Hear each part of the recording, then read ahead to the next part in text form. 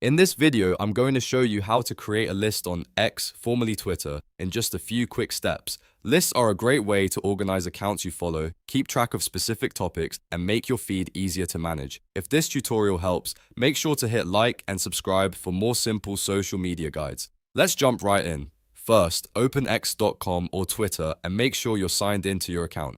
On the left side navigation bar, click More. This will open up additional options that are not shown in the main menu. From there, click Lists. This is where all of your existing lists are stored and where you can create a new one.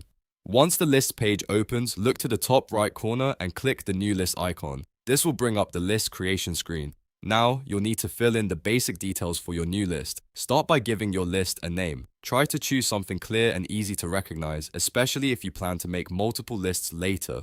Next, add a description. This helps explain what the list is for and makes it easier to stay organized. After that, choose your privacy option. You can decide whether you want the list to be public or private depending on how you want to use it. Once everything looks good, click Next to continue. And that's it. Your list is now ready on X. From here, you can start adding accounts and organizing your feed however you like. If this video helped you out, don't forget to like the video and subscribe for more quick tutorials just like this one.